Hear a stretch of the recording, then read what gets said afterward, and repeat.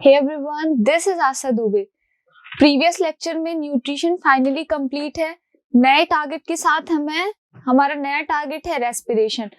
Nutrition पहला target था, respiration दूसरा टारगेट है। बस हमें याद क्या रखना है, ये हमारा वही चैप्टर लाइफ प्रोसेस है।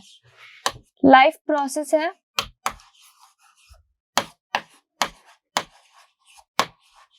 लाइफ प्रोसेस में हमने कई पार्ट डिवाइड किए थे। तो पहला न्यूट्रिशन कंप्लीट है।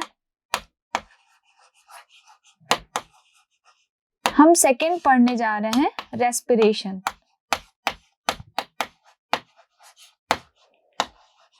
इतनी बात क्लियर है। सेकंड टारगेट स्टार्ट है रेस्पिरेशन। तो अब रेस्पिरेशन होता क्या है, प्रोसेस क्या क्या होते हैं और रेस्पिरेशन सबसे इंपॉर्टेंट हम पढ़ क्यों रहे हैं।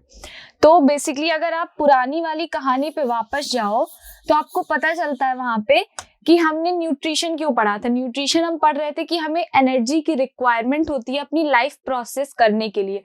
सारा खेल एनर्जी के लिए था। तो सब कुछ जब एनर्जी के लिए हो रहा है, तो जब हम फूड को इनटेक करते थे डाइजेशन और एब्जॉर्प्शन के बाद, तो डाइजेशन एंड एब्जॉर्प्शन के बाद हमें पता चलता था हमारी सेल में ब्रेक हो रहा है फूड एंड वहां पे एनर्जी जनरेट हो रही है। ठीक है, जब फूड को ब्रेक करते हैं हम, फूड का ब्रेकडाउन हुआ, फूड रहता था ग्लूकोज के फॉर्म में, जो सिंपलेस्ट फॉर्म जब ब्रेक हो रहा है वहां पे एनर्जी प्रोडक्शन होता था। तो उस सारे एनर्जी प्रोडक्शन को हम यहाँ पे रेस्पिरेशन कहते हैं।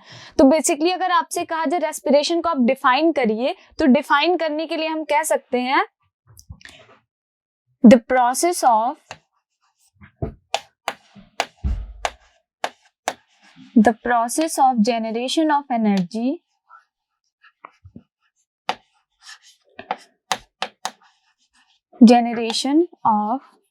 energy in our body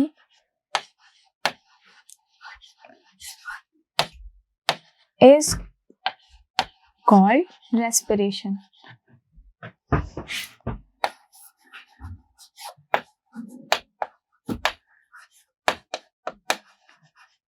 इतनी बात क्लियर है। जो एनर्जी जनरेट हो रही है तो उसी प्रोसेस को, जनरेशन ऑफ एनर्जी वाली प्रोसेस को ही हम रेस्पिरेशन टर्म देते हैं। तो इससे पूरी बात तो समझ नहीं आ रही कि जनरेशन ऑफ एनर्जी है तो एनर्जी जनरेट क्यों हम कर रहे हैं, क्योंकि किसी भी काम को करना है तो ऑब्वियस सी बात है, और आपको पता है कि energy is capacity to do work. ठीक है, किसी भी काम को करने के लिए हमें एनर्जी चाहिए। एनर्जी मिल कहाँ से रही है, जो फूड हमने न्यूट्रिशन के थ्रू लिया था उस फूड को ब्रेक करके हमें एनर्जी मिल रही है। ठीक है, तो अब इंपॉर्टेंट क्या है, एनर्जी क्या हम कर रहे हैं। यहाँ पे फूड है,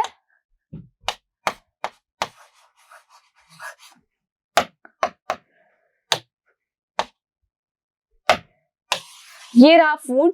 फूड हमारे सेल में जाता है। ठीक है, किस फॉर्म में जाएगा, ग्लूकोज के फॉर्म में जाएगा। यहाँ पे हम क्या कर रहे हैं, इस सेल को फूड मिला, न्यूट्रिशन। जब इसको न्यूट्रिशन मिलता है तो ये फर्दर क्या करेगा, अपने आप को ब्रेक करेगा। और ब्रेक करने के लिए इसको, ठीक है, किसी भी चीज को जलाने के लिए या फिर तोड़ने के लिए आपको ऑक्सीजन की जरूरत होती है। ठीक है, किसी भी चीज को जलाने के लिए ऑक्सीजन की जरूरत होती है, ये कॉमन सा पॉइंट है। तो ऑक्सीजन आएगा कहाँ से, बॉडी में ऑक्सीजन हम बाहर से लेते हैं। बाहर से मतलब एटमॉस्फेयर से लेंगे। ये ऑक्सीजन एटमॉस्फेयर से आ रहा है, और जब रेस्पिरेशन प्रोसेस हो रहा होता है, एनर्जी वहां पे बन रही है, ये ब्रेक डाउन करेंगे। ब्रेकिंग के बाद यहाँ पे हमें मिलता है कार्बन डाइऑक्साइड और वाटर, साथ में बहुत ज्यादा अमाउंट में एनर्जी मिलती है। इस एनर्जी को हम बोलते हैं एटीपी, एडिनोसिन ट्राइफॉस्फेट। जो भी एनर्जी हमारी बॉडी में बनेगी हम उसे एक टर्म देंगे, एडिनोसिन ट्राइफॉस्फेट। ठीक है, तो यहाँ पे है सेल के अंदर न्यूट्रिशन गया, फूड को एब्जॉर्ब किया सेल ने, वहां पे सेल में फूड को ब्रेक किया जाएगा। ब्रेक किसके फॉर्म में होगा, ये इस ऑक्सीजन की हेल्प से उसको बर्न करेंगे हम। और आपको पता है बर्निंग प्रोसेस में ऑक्सीजन एक मैंडेटरी प्रोडक्ट है। तो यहाँ पे क्या है, इस फैक्टर को यूज करके ऑक्सीजन की हेल्प से बर्निंग प्रोसेस होगा। इसको बर्न करने के बाद ग्लूकोज फर्दर ब्रेक होगा, कार्बन डाइऑक्साइड में कुछ एनर्जी रिलीज करेगा एंड वाटर में ब्रेक हो जाता है। अब यहाँ पे आपको दो प्रोडक्ट मिल रहे हैं, एक है हमारे पास ये कार्बन डाइऑक्साइड एंड एक ये ऑक्सीजन। रेस्पिरेशन प्रोसेस बस यही है कि फूड गया हमारे सेल में, वहां पे एब्जॉर्ब हुआ, अब इस फूड को फर्दर ब्रेक किया जा रहा है। ब्रेक करते हैं हम ऑक्सीजन की हेल्प से, ऑक्सीजन मिला हमें आउटर एटमॉस्फेयर से। तो अब ह्यूमन बॉडी हो या फिर कोई भी ऑर्गेनिज्म हो, वो उस एटमॉस्फेरिक ऑक्सीजन को इनहेल करेंगे। ठीक है, हम बाहर से क्या करते हैं, ऑक्सीजन को इनहेल करते हैं एंड फिर हमारी बॉडी में ये जब बर्निंग प्रोसेस होता है तो जलने के बाद कार्बन डाइऑक्साइड बनती है, कार्बन डाइऑक्साइड फॉर्म होगा। सभी को पता है कार्बन डाइऑक्साइड एक टॉक्सिक गैस है, तो ऑब्वियस सी बात है इसे हम अपनी बॉडी से एलिमिनेट करेंगे। अब ये एलिमिनेट किस फॉर्म में होगा, तो सिंपली इसको एक्सहेल कर दिया जाता है। ऑक्सीजन हमें चाहिए बर्न करने के लिए फूड को, तो ऑक्सीजन को इनहेल करते हैं, साथ ही साथ जब प्रोडक्ट फॉर्म होता है तो as a byproduct carbon dioxide and water बनते हैं। ये वाटर हमारी बॉडी में यूज कर लिया जाता है एंड इस कार्बन डाइऑक्साइड को हम एक्सहेल कर देते हैं या फिर एलिमिनेट करते हैं। तो अब यहां से समझ क्या आ रहा है, ऑक्सीजन को हम इनहेल कर रहे हैं, इस कार्बन डाइऑक्साइड को एक्सहेल या फिर एलिमिनेट कर रहे हैं। तो अगर आपको समझ में आता हो तो ये क्या है, एक गैसियस एक्सचेंज है। ऑक्सीजन को हम ले रहे हैं आउटर एटमॉस्फेयर से एंड कार्बन डाइऑक्साइड को बाहर की तरफ एलिमिनेट करते हैं। तो ये जो प्रोसेस हो रहा है, इस प्रोसेस को हम कहते हैं ब्रीदिंग। ठीक है, यही रेस्पिरेशन में हो रहा था कि हम एनर्जी का प्रोडक्शन कर रहे हैं, एनर्जी प्रोडक्शन के थ्रू वहां पे गैसियस एक्सचेंज होता है। गैसियस एक्सचेंज में हम ऑक्सीजन को इनहेल एंड कार्बन डाइऑक्साइड को एक्सहेल करते हैं। ये जो प्रोसेस कहलाता है ये है ब्रीदिंग।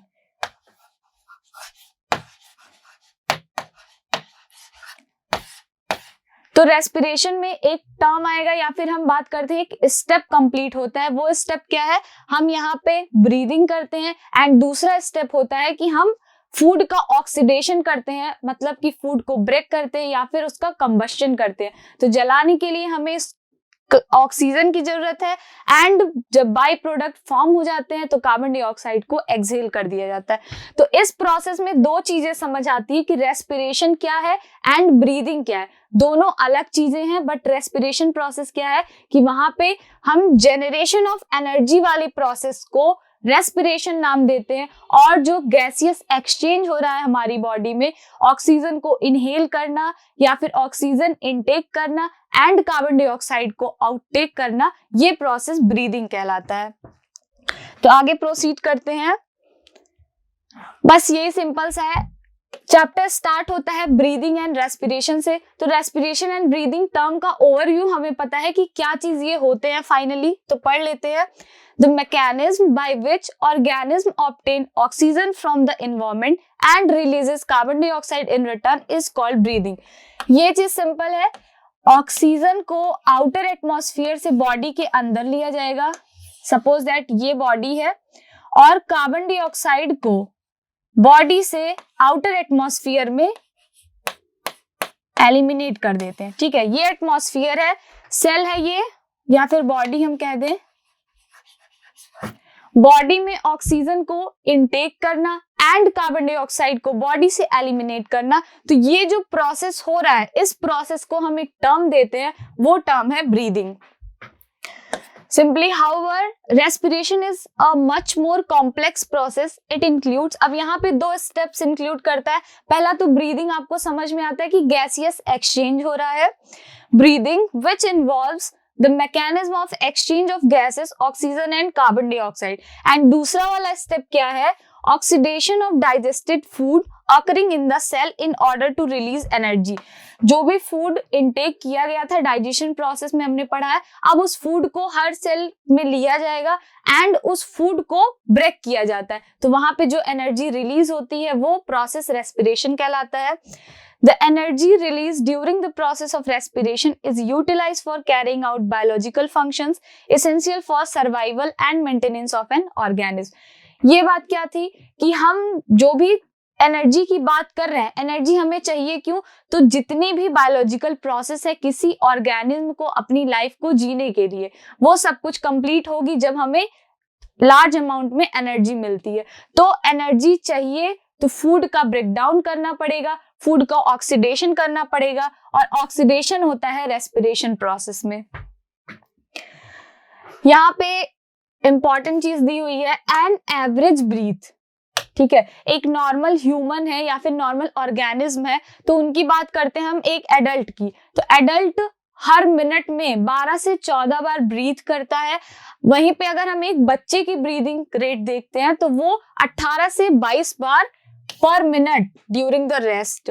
और यहाँ पे एक इंपॉर्टेंट है, जो हम बार बार एनर्जी की बात कर रहे हैं, हमारी बॉडी में एनर्जी स्टोर होती है in the form of ATP. ATP का फुल फॉर्म है adenosine triphosphate.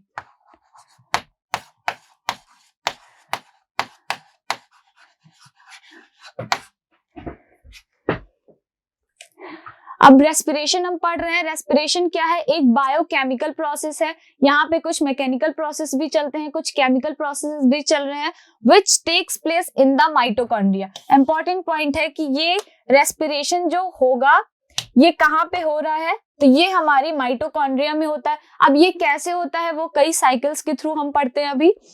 It occurs in different steps and involves the action of several enzymes. कुछ एंजाइम की हेल्प से ये प्रोसेस होगा। The energy is released in the process of respiration is chemical energy. जो भी energy release होगी food के absorption digestion के बाद, उस एनर्जी को हम केमिकल एनर्जी कहते हैं, जो रेस्पिरेशन प्रोसेस के दौरान यूज होती है। This chemical energy gets stored as adenosine triphosphate ATP molecule. अब यहाँ पे एरोबिक एनारोबिक रेस्पिरेशन पढ़ने से पहले एक आप चार्ट देखो।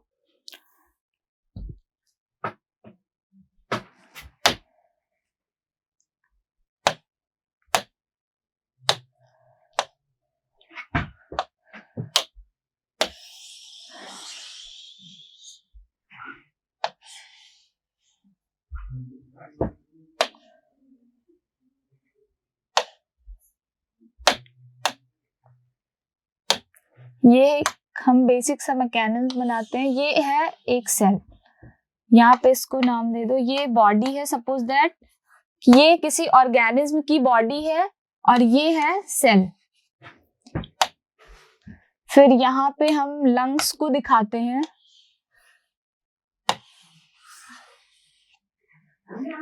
This is atmosphere.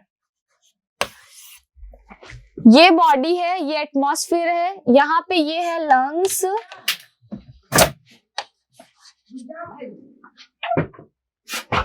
लंग्स के बाद यहाँ पे ये सेल है। अब यहाँ पे इंपॉर्टेंट क्या है, पहले इतनी चीजें हम समझते क्या क्या है दिया। एटमॉस्फेयर हमें पता है एक इन्वायरमेंट, नॉर्मल पर्सन है उसकी बॉडी है, बॉडी में फिर एटमॉस्फेयर का क्या रोल है, वहां पे सेल का क्या रोल है, एंड लंग्स का क्या रोल है, ये इंपॉर्टेंट है। तो सबसे पहले आपको पता है कि डाइजेशन प्रोसेस में हम फूड को इनटेक कर रहे हैं।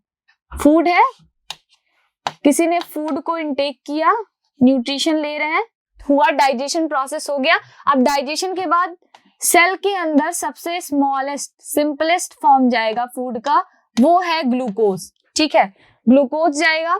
अब इस ग्लूकोज का ब्रेक डाउन होना है, तो जब ये ग्लूकोज ब्रेक करेगा तो यहाँ पे बनता है कार्बन डाइऑक्साइड,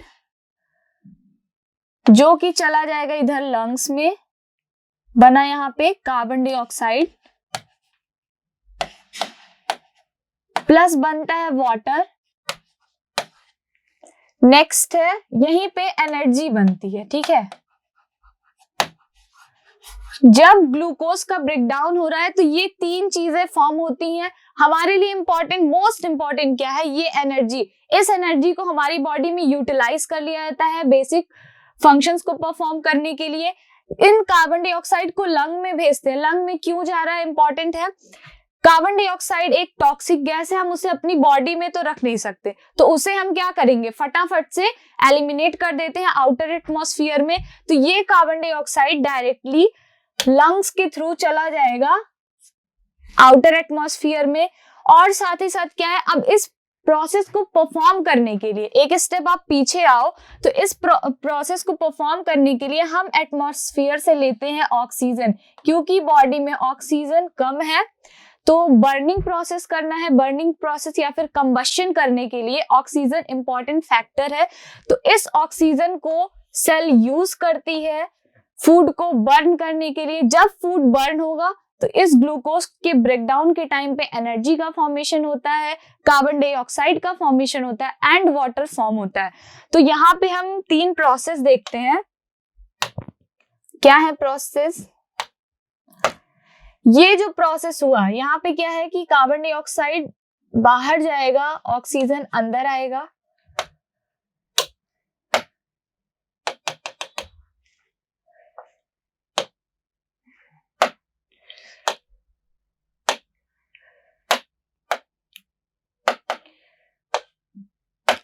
ठीक है, अब ये जो आपको दिख रहा है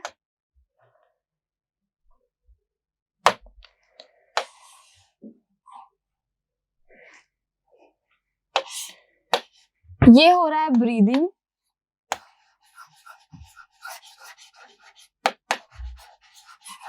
समझ आ रहा होगा कि ब्रीदिंग क्यों है, क्योंकि गैसियस एक्सचेंज हो रहा है, ऑक्सीजन अंदर आ रहा है बॉडी के एंड फिर कार्बन डाइऑक्साइड को बॉडी से एलिमिनेट किया जा रहा है। तो ये जो प्रोसेस हो रहा है इनटेक एंड आउटटेक का, इस प्रोसेस को हम ब्रीदिंग बोलते हैं। तो फर्स्ट स्टेप हो रहा है ब्रीदिंग का। सेकेंड स्टेप है यहाँ पे ये जो आना जाना लगा है लंग्स से, कैसे ये सारी गैसेस सेल के अंदर जा रही हैं। तो ये जो ब्लड स्ट्रीम होती है हमारी बॉडी में, इसको हम ट्रांसपोर्टेशन में पढ़ेंगे। ब्लड के थ्रू गैसेस का एक्सचेंज हो रहा है एंड जो यहाँ पे प्रोसेस हो रही है सेल के अंदर ब्रेक डाउन हो रही है, इसको हम नाम देते हैं सेलुलर रेस्पिरेशन का।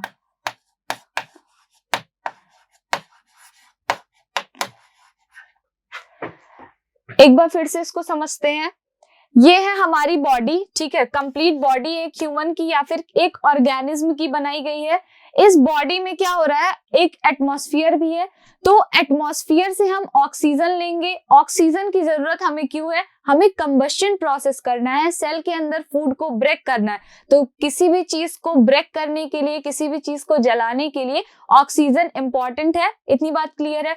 तो ऑक्सीजन हमें कहाँ से मिलेगी, बॉडी में ऑक्सीजन है नहीं, तो ऑक्सीजन को हम आउटर एटमॉस्फेयर से लेते हैं। आपको पता है 21% ऑक्सीजन आपके एटमॉस्फेयर में अवेलेबल है। तो ऑक्सीजन हम ले लेते हैं आउटर एटमॉस्फेयर से एंड साथ ही साथ क्या हो रहा है, अब जब ये ऑक्सीजन गया ग्लूकोज बर्न होगा। ग्लूकोज को जलाने के बाद, ठीक है, बर्निंग प्रोसेस के बाद यहाँ पे carbon dioxide and water as a byproduct बनेगा एंड ये जो लार्ज अमाउंट में एनर्जी बनती है, एनर्जी स्टोर कर ली जाती है in the form of ATP. ATP के फॉर्म में एनर्जी को स्टोर कर लेंगे। कार्बन डाइऑक्साइड टॉक्सिक गैस है, हार्मफुल है हमारे लिए, तो उस कार्बन डाइऑक्साइड को बॉडी से एलिमिनेट कर देते हैं। ये जाएगा लंग्स के पास एंड लंग्स से क्या होता है, हम इसको एक्सहेल कर देंगे, वाटर को बॉडी में यूज कर लिया जाता है। तो बेसिक सा प्रोसेस है। यहाँ पे 3 स्टेप में रेस्पिरेशन कंप्लीट हो रहा है। पहला है ब्रीदिंग प्रोसेस होगा, जो गैसेस एक्सचेंज हम करते हैं। दूसरा है ब्लड स्ट्रीम के थ्रू ट्रांसपोर्ट हो रहा है गैसेस का एंड जो थर्ड प्रोसेस है सेलुलर रेस्पिरेशन का, जहाँ पे ऑक्सीडेशन या फिर कंबशन प्रोसेस हो रहा है। तो ये बेसिक सा अगर हम रेस्पिरेशन की बात करते हैं तो ये सारी प्रोसेस होती है, बट इसके अंदर हम देखते हैं तो क्या ये सब में यही सेम प्रोसेस होता है, ऑक्सीजन हमेशा इंपॉर्टेंट है या नहीं है, ये सब प्रोसेस पढ़ने के लिए देखते हैं। अब हम आ जाते हैं एरोबिक एंड एनाएरोबिक रेस्पिरेशन के लिए। Respiration, as we already mentioned, involves oxidation of food which may occur in presence as well as absence of oxygen. यहाँ पे बात आ गई, बार बार हम कह रहे थे कि ऑक्सीजन को आउटर एटमॉस्फेयर से हम इनहेल करते हैं, तो जरूरी नहीं है हर बार आपको ऑक्सीजन की जरूरत हो। कुछ रेस्पिरेशन ऐसे होते हैं जो ऑक्सीजन के एब्सेंस में भी किए जा सकते हैं। तो यहाँ पे सेलुलर रेस्पिरेशन के पे डिपेंड करता हुआ 2 प्रोसेस है आपके पास, एक है एरोबिक एंड दूसरा है एनाएरोबिक। एरोबिक का मतलब होता है यहाँ पे ऑक्सीजन की प्रेजेंस रहेगी, ऑक्सीजन प्रेजेंट होगा एंड यहाँ पे ऑक्सीजन के एब्सेंस में भी रेस्पिरेशन कराया जा सकता है। तो यहाँ पे हम देखते हैं सबसे पहला है aerobic respiration. Aerobic respiration, majority of organism use oxygen for respiration and this oxygen regulate respiration is called aerobic respiration. Basic सा है, कुछ भी याद नहीं करना है। एरोबिक रेस्पिरेशन है मतलब ऑक्सीजन की डिमांड होगी बॉडी में, ऑक्सीजन की प्रेजेंस में जो रेस्पिरेशन हो रहा होगा that is called aerobic respiration. Simple है। अब यहाँ पे आपको पढ़ने से पहले आप एरोबिक रेस्पिरेशन, एरोबिक का मतलब है जहां पे ऑक्सीजन की प्रेजेंस में रेस्पिरेशन हो रहा होगा वो है एरोबिक रेस्पिरेशन। तो यहाँ पे होता क्या है, बेसिकली ग्लूकोज से पायरेट बनता है। अब ग्लाइकोलिसिस एक टर्म यूज हो रहा है। ग्लाइकोलिसिस क्या है? सबसे इंपॉर्टेंट चीज है कि रेस्पिरेशन प्रोसेस सारे में कॉमन होता है। हर एक ऑर्गेनिज्म रेस्पिरेशन प्रोसेस करेगा, ठीक है। जो भी हायर ऑर्गेनिज्म होते हैं सभी के सभी रेस्पिरेशन प्रोसेस करते हैं। तो रेस्पिरेशन प्रोसेस में एक ऐसा स्टेप है जो कॉमन है, ग्लाइकोलिसिस प्रोसेस।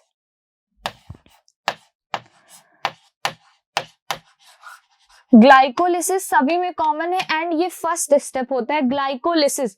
ग्लाइकोलिसिस का मतलब है ग्लूकोज का जब ब्रेक डाउन होगा तो उसको टर्म देंगे हम ग्लाइकोलिसिस। अब ये ग्लाइकोलिसिस होता कहाँ है? साइटोप्लाज्म में होता है। तो ग्लाइकोलिसिस भी आप समझो यहाँ पे।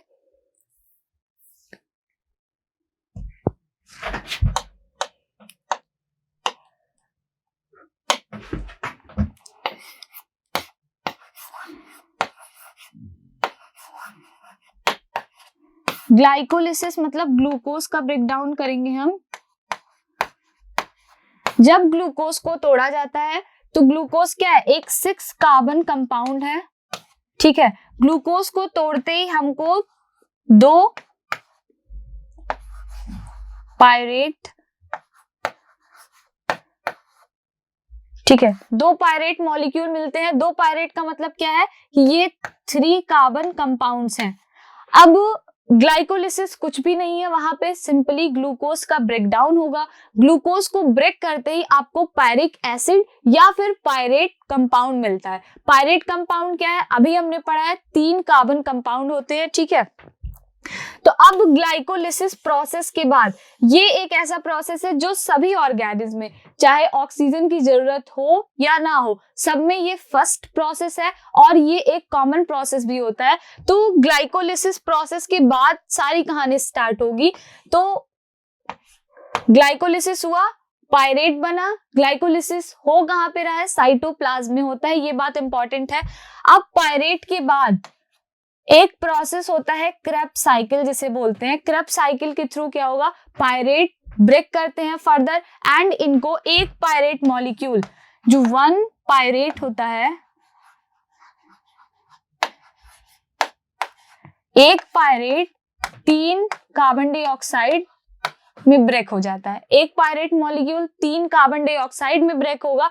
मींस क्या है? जब ग्लूकोज ब्रेक होता था तो वो 2 पायरेट मॉलिक्यूल देता था, तो साथ ही साथ ये दोनों मिला के ये और ये फाइनली आपको 6 कार्बन डाइऑक्साइड मिलते हैं, ठीक है। यहाँ पे 6 कार्बन डाइऑक्साइड मिलते हैं, साथ ही साथ वाटर रिलीज होगा एंड एनर्जी जो मिलती है, बहुत ज्यादा अमाउंट में एनर्जी मिलती है। उस एनर्जी को हमारी बॉडी में स्टोर कर लिया जाता है एज अ एटीपी। तो इस प्रोसेस को समझना कैसे है? सबसे पहला प्रोसेस होगा ग्लाइकोलिसिस। ग्लाइकोलिसिस क्या है? ग्लूकोज का ब्रेकडाउन हम करेंगे, वहां पे ग्लूकोज को तोड़ के हमें 2 पायरुविक एसिड मिलते हैं या फिर पायरेट मॉलिक्यूल मिलता है। अब वो 2 पायरेट मॉलिक्यूल फर्दर जाएगा, रिएक्शन करेगा, वहां पे क्रेब्स साइकिल चलती है। क्रेब्स साइकिल में एक पायरेट 3 कार्बन डाइऑक्साइड में टूटता है तो 2 पायरेट 6 कार्बन डाइऑक्साइड में ब्रेक होंगे एंड वही कार्बन डाइऑक्साइड फर्दर हमारी बॉडी से रिलीज कर दिया जाता है, जो ब्रीदिंग प्रोसेस में गैसेस एक्सचेंज करते हैं एंड इस वाटर को हमारी बॉडी में यूज करते हैं। एनर्जी को एटीपी के फॉर्म में स्टोर कर लिया जाता है। तो ये बेसिक सा था एरोबिक रेस्पिरेशन। अब हमें पढ़ना है एनएरोबिक। तो पहले ये फिगर देखते हैं, बस यही सारा सिंपल सा आपको समझना है। पहला प्रोसेस क्या हुआ? ग्लाइकोलिसिस का। ग्लाइकोलिसिस हो रहा है। ग्लाइकोलिसिस का मतलब है ग्लूकोज को लिसिस करना, लिसिस मतलब होता है ब्रेक करना, ग्लूकोज को तोड़ना, ग्लाइकोलिसिस हुआ। तो फर्स्ट प्रोसेस हम करेंगे ग्लाइकोलिसिस का, ग्लूकोज टूटा, पायरुविक एसिड बना। यहाँ पे भी कुछ अमाउंट ऑफ एनर्जी रिलीज होती है। जब भी हम किसी चीज को तोड़ते हैं तो वहां पे एनर्जी एटमॉस्फेयर में जाती है, रिलीज होती है। अब ये सारा काम सेल में हो रहा है, तो सेल से एनर्जी हमारी बॉडी को मिलती है। तो ग्लूकोज को तोड़ने के बाद पायरुविक एसिड मिला, पायरुविक एसिड मिलते हैं हमें 2 मॉलिक्यूल। फर्दर अब ये पायरुविक एसिड जाएगा माइटोकॉन्ड्रिया में, ठीक है। अभी तक प्रोसेस हो रहा था साइटोप्लाज्म में,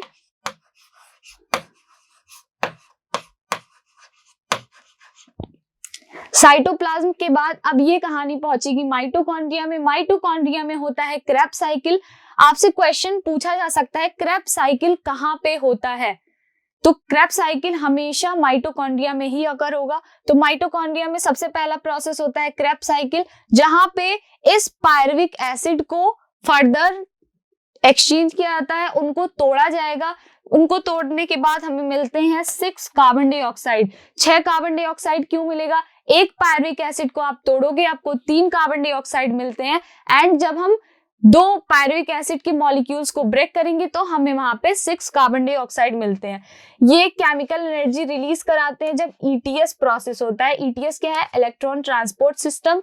ईटीएस के दौरान आपको वाटर मिल जाते हैं एंड ऑक्सीजन माइटोकॉन्ड्रिया के थ्रू सेल के अंदर आएगा, एंड यहाँ पे 36 एटीपी फॉर्म होते हैं। 36 एटीपी का मतलब है बहुत ज्यादा अमाउंट में एनर्जी मिलना, ठीक है।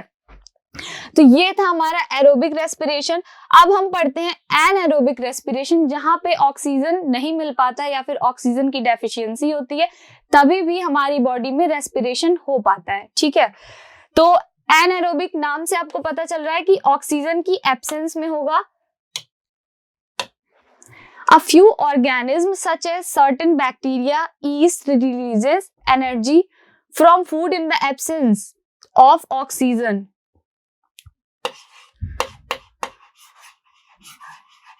This process is known as anaerobic respiration.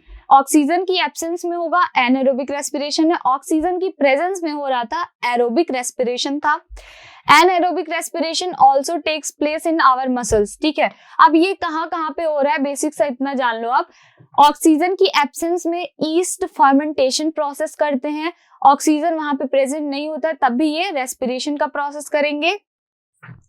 And हमारी मसल्स में कभी कभी बहुत हैवी वर्क करने के बाद या फिर हैवी एक्सरसाइज करने पे हमारी बॉडी में ऑक्सीजन की डेफिशिएंसी हो जाती है, तो उस डेफिशिएंसी को कंप्लीट करने के लिए, ठीक है, ऑक्सीजन की डिमांड को पूरी करने के लिए हमारी बॉडी रेस्पिरेशन करती है वहां पे ऑक्सीजन के एब्सेंस में। उस रेस्पिरेशन को एनएरोबिक रेस्पिरेशन कहते हैं। तो वहां पे जो बॉडी में फॉर्मेशन होता है लैक्टिक एसिड फॉर्म होता है। During this process, ethanol is formed as end product in some plants and lactic acid in muscles of animal, ठीक है। जो ऑक्सीजन की डेफिशिएंसी में मसल्स में काम हो रहा है कि हैवी एक्सरसाइज किसी ने कर लिया है, ऑक्सीजन की डेफिशिएंसी हो गई, तो ऑक्सीजन की डिमांड को कंप्लीट करने के लिए बॉडी एनएरोबिक रेस्पिरेशन करेगी। उस एनएरोबिक रेस्पिरेशन के थ्रू बॉडी में लैक्टिक एसिड प्रोड्यूस होता है, और जब ये लैक्टिक एसिड प्रोड्यूस होगा आपकी बॉडी में तो बहुत सारे क्रैम्प्स होते हैं। कभी कभी सडन हम क्या करते हैं, अचानक से किसी ने एक दिन में बहुत ज्यादा एक्सरसाइज कर ली तो उसकी बॉडी में बहुत सारे क्रैम्प्स होते हैं, मसल्स में बहुत क्रैम्प फील होता है। तो वो क्रैम्प फील क्यों होता है? Due to this lactic acid. अब ये लैक्टिक एसिड बॉडी में फॉर्म करेगा, मसल्स में क्रैम्प होंगे या फिर पेन होगा।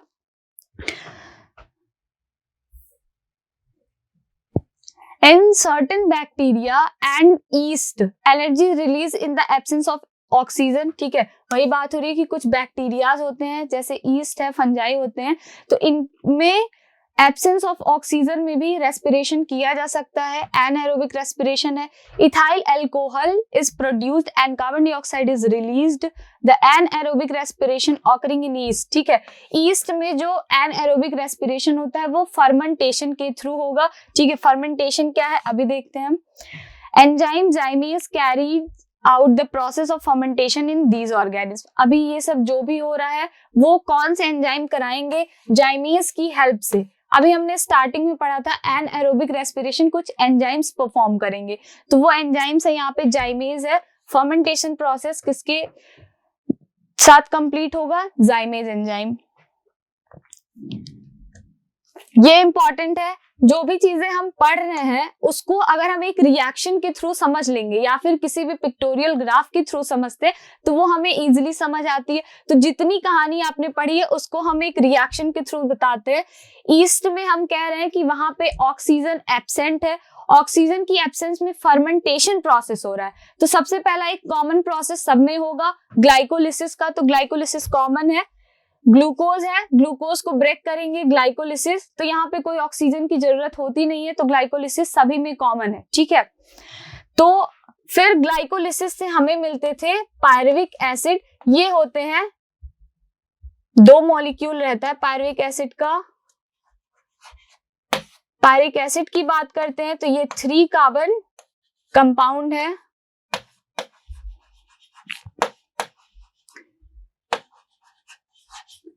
अब कहानी शुरू होती है। इसके बाद अगर ऑक्सीजन प्रेजेंट है तो वो क्रेब्स साइकिल के थ्रू अपने प्रोडक्ट्स को रिलीज करेंगे। अगर कार्बन डाइऑक्साइड या फिर हम बात करते हैं ऑक्सीजन एब्सेंस है वहां पे, ठीक है, ऑक्सीजन प्रेजेंट नहीं है, तो फर्मेंटेशन के थ्रू काम होता है।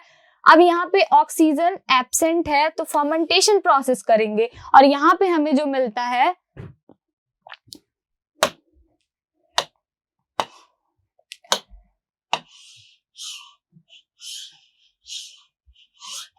हमें मिलता है C2H5OH, that is ethanol. C2H5OH आपको यहाँ पे दिख रहा होगा। जो इथेनॉल है ये क्या है? 2 कार्बन कंपाउंड है, 2 कार्बन कंपाउंड, साथ में कुछ वाटर रिलीज होता है एंड एटीपी हमें मिलती है। इंपॉर्टेंट चीज आपके लिए क्या है कि यहाँ पे एरोबिक एंड एनएरोबिक में अगर हम बात करते हैं तो एरोबिक रेस्पिरेशन में लार्ज अमाउंट ऑफ एनर्जी मिलती है और यहाँ पे सफिशिएंट एनर्जी हमें नहीं मिल पाती है ऑक्सीजन की एब्सेंस में जब रेस्पिरेशन हो रहा होता है। तो सबसे पहला काम क्या हुआ? ग्लूकोज से पायरुविक एसिड बनेगा जिसको हम ग्लाइकोलिसिस कह रहे थे। ग्लूकोज को तोड़ेंगे, पायरुविक एसिड बनते हैं 2 मॉलिक्यूल। अब वो पायरुविक एसिड फर्दर फर्मेंटेशन करेंगे एंड 2 कार्बन कंपाउंड बनाते हैं इथेनॉल का। वाटर रिलीज होगा एंड कुछ अमाउंट में एनर्जी मिलती है। और जब यही process anaerobic respiration muscle cell में होता है तो प्रोडक्ट में डिफरेंस क्या आ जाता है? सबसे पहला वाला कॉमन प्रोसेस है, ग्लूकोज से पायरुविक एसिड बनेगा, ग्लाइकोलिसिस प्रोसेस। ये होता है साइटोप्लाज्म में, इनमें कोई चेंज नहीं आएगा क्योंकि यहाँ पे ऑक्सीजन की कोई जरूरत ही नहीं है। फर्दर बर्न करने के लिए ऑक्सीजन की जरूरत होती है तो यहाँ पे ऑक्सीजन की एब्सेंस में पायरुविक एसिड से बन जाता है लैक्टिक एसिड। जब हमारी बॉडी में ऑक्सीजन की डिमांड कंप्लीट नहीं हो पाती है तो हम क्या करते हैं? एनएरोबिक रेस्पिरेशन करेंगे, तो वहां पे muscle cell absence of oxygen में फर्मेंटेशन करते हैं। फर्मेंटेशन करने के बाद यहाँ पे मिलता है lactic acid CH3 CHOH COOH, ठीक है। अगर ध्यान से आप देखो तो ये क्या है? This is CHOH COOH। ये क्या है? लैक्टिक एसिड एक 3 कार्बन कंपाउंड है, 3 कार्बन कंपाउंड। और साथ में क्या होगी? एनर्जी रिलीज होती है, ठीक है। तो इंपॉर्टेंट बात क्या है? एनएरोबिक रेस्पिरेशन जब हम कर रहे हैं तो एनएरोबिक रेस्पिरेशन में ग्लूकोज से ग्लाइकोलिसिस होगा। ग्लाइकोलिसिस के बाद हमें प्रोडक्ट मिलता है पायरुविक एसिड। अब पायरुविक एसिड के बाद डिसाइड करना है कि अगर वहां पे ऑक्सीजन प्रेजेंट है तो ऑक्सीजन वाले प्रोसेस होंगे, अगर ऑक्सीजन एब्सेंस है तो एनएरोबिक रेस्पिरेशन करके मसल सेल में फर्मेंटेशन होता है, प्रोडक्ट हमें मिलता है लैक्टिक एसिड। एंड अगर ईस्ट सेल में फर्मेंटेशन हो रहा होता है तो वहां पे प्रोडक्ट मिलता है इथेनॉल, ठीक है। अब अभी तक हमने जितना पढ़ा है सारे रिएक्शंस को हम साथ में देखते हैं। तो पहला काम क्या था? ग्लूकोज मिला था, ग्लूकोज पता है, ग्लूकोज से बनना है पायरुविक एसिड।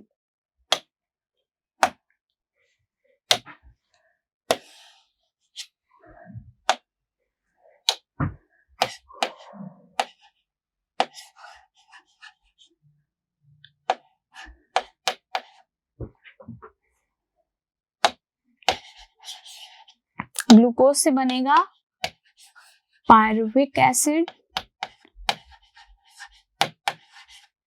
अब इंपॉर्टेंट क्या है, पायरुविक एसिड से 3 कंडीशंस मिल सकती हैं, फर्स्ट, सेकेंड एंड थर्ड।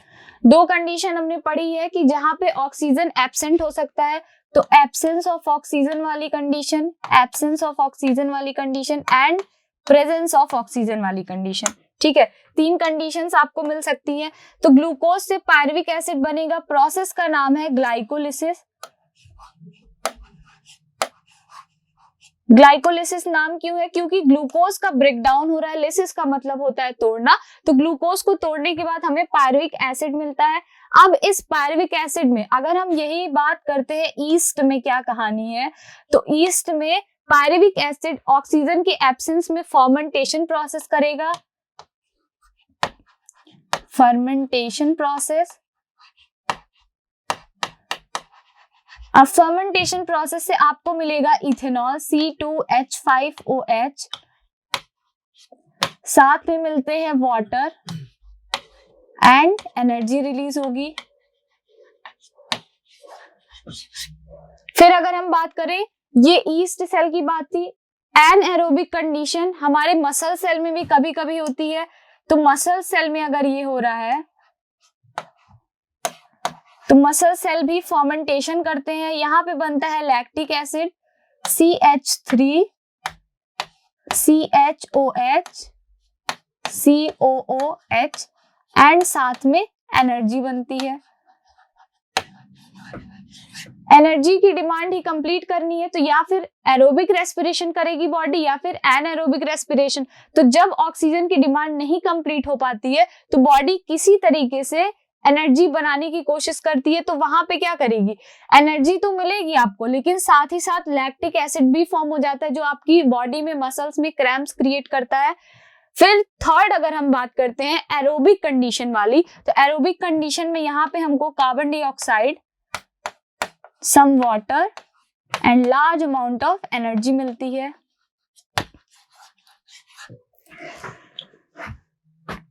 ये है Krebs cycle, Krebs cycle plus ETS। ठीक है, अब इंपॉर्टेंट क्या है, ग्लाइकोलिसिस हुआ, पायरुविक एसिड बना। पायरुविक एसिड के बारे में अगर आपको इंफॉर्मेशन कही जाए देने को, तो आप क्या कहेंगे, पायरुविक एसिड बनते हैं, 2 मॉलिक्यूल फॉर्म होता है, एक ग्लूकोज को ब्रेक करने पे 2 मॉलिक्यूल ऑफ पायरुविक एसिड बनेंगे। पायरुविक एसिड एक 3 कार्बन कंपाउंड है। ठीक है, अब इस पायरुविक एसिड से अगर ईस्ट में हम बात करें, ईस्ट फर्मेंटेशन करता है तो हमें मिलता था इथेनॉल और वाटर रिलीज हो गए and some amount of energy मिल जाती है। फिर अगर यही पायरुविक एसिड मसल सेल में फर्मेंटेशन करता है तो मसल सेल में आपको मिलते हैं लैक्टिक एसिड। मेन प्रोडक्ट हमारी एनर्जी है, हमें एनर्जी की जरूरत है, इसीलिए ये सारे प्रोसेस हो रहा है। लेकिन साथ ही साथ ये जो बाई प्रोडक्ट्स बनते हैं, फर्मेंटेशन ईस्ट में हुआ तो इथेनॉल फॉर्म होगा, अगर फर्मेंटेशन मसल सेल में होता है तो वहां पे लैक्टिक एसिड बनता है, और साथ ही साथ अगर फर्मेंटेशन प्रोसेस किसी नॉर्मल सेल में हो रहा है, एरोबिक कंडीशन में हो रहा है जहां पे ऑक्सीजन प्रेजेंट है, तो एरोबिक कंडीशन में हमें 6 मॉलिक्यूल कार्बन डाइऑक्साइड मिलते हैं। इस कार्बन डाइऑक्साइड को हम एक्सहेल कर देंगे, कार्बन डाइऑक्साइड बॉडी में नहीं रख सकते because carbon dioxide is a toxic gas. Water को हमारी बॉडी में एब्जॉर्ब कर लिया जाता है। ये जो एनर्जी है ये बहुत लार्ज अमाउंट में एनर्जी क्रिएट करती है, तो इस एनर्जी को बॉडी में स्टोर करके हम वेरियस एक्टिविटीज परफॉर्म करते हैं। तो ये बेसिक सा था कि रेस्पिरेशन में जो हम एरोबिक एंड एरोबिक कंडीशंस पढ़ते हैं। अब हमें पढ़ना है कि क्या प्लांट्स में किस तरीके से रेस्पिरेशन होता है एंड ह्यूमन बींग्स में किस तरीके से, और जो कुछ लिटिल ऑर्गेनिज्म होते हैं, ठीक है, लोअर ऑर्गेनिज्म होते हैं, उनमें किस तरीके से रेस्पिरेशन परफॉर्म होता है। तो एक बेसिक सा आप पहले डिफरेंस देख लो, aerobic and anaerobic. Aerobic condition है मतलब प्रेजेंस ऑफ ऑक्सीजन में होगा, एनएरोबिक मींस ऑक्सीजन की एब्सेंस है। अगर हम बात करते हैं एरोबिक की, तो यहाँ पे कार्बन डाइऑक्साइड इनका जो एंड प्रोडक्ट बनता है, by product carbon dioxide and water रहेंगे। इनके एंड प्रोडक्ट जो बनते हैं वो अल्कोहल है। अल्कोहल क्या था? इथेनॉल C2H5OH, या फिर लैक्टिक एसिड बनते हैं अगर यही काम हमारे मसल सेल में हो रहा है ऑक्सीजन की एब्सेंस में। ठीक है, अल्कोहल कब बनेगा? जब ईस्ट में फर्मेंटेशन होगा। एंड लैक्टिक एसिड कब बनेगा? जब मसल सेल में फर्मेंटेशन प्रोसेस हो रहा होगा। यहाँ पे है एरोबिक कंडीशन में considerable amount of energy is release. ठीक है, जैसा कंसीडर किया जाता है कि लार्ज अमाउंट में हमें एनर्जी मिलने वाली है, वैसा ही होता है। बट यहाँ पे क्या है, एनएरोबिक में quite less amount of energy is release. जितनी एनर्जी चाहिए उतनी नहीं मिलती है, but some amount of energy वहां से भी हमें मिल जाती है। ठीक है, तो अब ये इतना कंप्लीट है। नेक्स्ट लेक्चर में हम स्टार्ट करेंगे respiration in plants and respiration in organism. So आज के लिए इतना ही। Thank you so much.